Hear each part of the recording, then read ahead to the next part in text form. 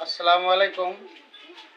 Facebook এবং যারা ইউটিউবে আমার এই ভিডিও দেখেন তাদের আমি সবাইকে আমার অন্তরস্থল থেকে সালাম জানাই। আসসালামু আলাইকুম। নিশ্চয়ই আপনারা আমার ইতিপূর্বে অনেকগুলি ভিডিও দেখছেন। আজকে আমি আপনাদেরকে এমন একটা ভিডিও দেখাবো, আপনাদের চোখ কান খুলে যাবে। সেটা হলো সিলিং ফ্যান হঠাৎ চলতে চলতে দেখা যায় ফ্যানটা স্লো ঘোরে অথবা উল্টা দিকে ঘোরে। এই সমস্যাটা কেন হয় এটা আপনারা দেখবেন। এটা আসলে কোথায় থেকে হয়, কেন হয়, কিভাবে হয়, এটা আপনারা আজকে পরিষ্কার বুঝবেন।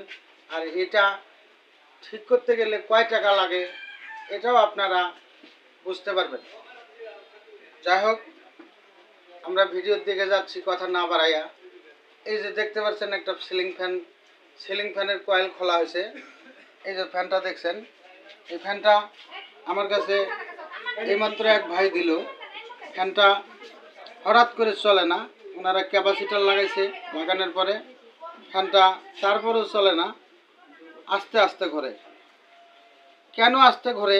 এই সমস্যাটা হলো ভেতরে কয়েল এই যে শর্ট হয়ে গেছে, আপনারা দেখতে পাচ্ছেন এই কয়েলটা পুড়ে গেছে। এখন যদি আপনারা কোথাও এই ফ্যানটা কোনো এক টেকনিশিয়ানের কাছে দেন, তারা কি করবে?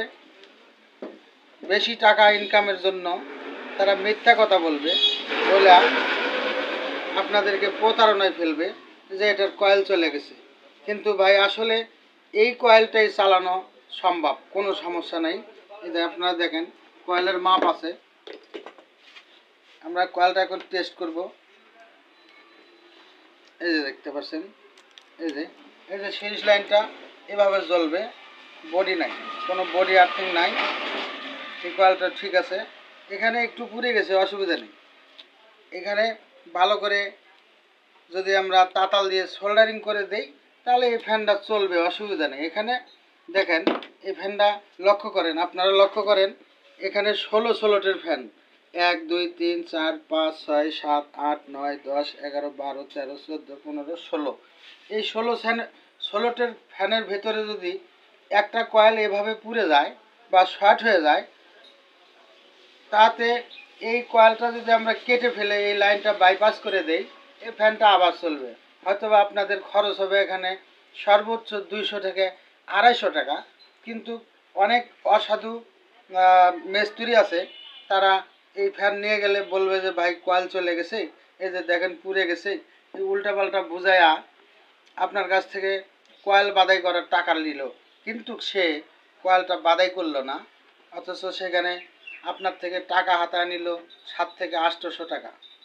আপনারা যে যেখান থেকে আমার এই ভিডিও দেখবেন বা দেখতেছেন, তারা এইরকম প্রবলেম যদি আপনাদের হয়ে যায় কখনো, তাহলে আপনারা ফ্যানটা নিজে বসে থাকা মিস্ত্রির কাছে ফ্যানটা খুলে নেবেন, নিয়ে দেখবেন কি সমস্যা। আসলে কয়েল পুড়ছে, না ক্যাপাসিটার খারাপ, না ভেতরে লুপ পুড়ে গেছে। এই যে লুপগুলো ভাই পুড়ে গেছে, ঠিক আছে। এই লুপগুলা এখানে কারেন্টের শর্ট সার্কিট হওয়ার কারণে লুপগুলো জ্বলে যায়। এখানে স্পার্কিং করে এই কয়েলটা জ্বলে গেছে, শুধু এই সোলারটা জ্বলার কারণে এই ফ্যানটা আস্তে আস্তে ঘোরে। এই জন্য এই ফ্যানওয়ালা অনেক ক্যাপাসিটার লাগাইছে, কিন্তু কাজ হয় নাই। এখন এখানে কয়েলটা কাইটা এই কয়েলের সাথে এটা সংযোগ করে দিলেই ফ্যানটা আগের মতোই চলবে, কোনো সমস্যা নেই। কয়েল বান্ধারও কোনো প্রয়োজন নাই। সে ভাইরা, আপনাদের কাছে যদি এই ভিডিওটা ভালো লাগে তাহলে লাইক, কমেন্ট, শেয়ার, এবং ইউটিউব চ্যানেল থেকে যদি দেখেন তাহলে একটা সাবস্ক্রাইব করে দেবেন। ধন্যবাদ।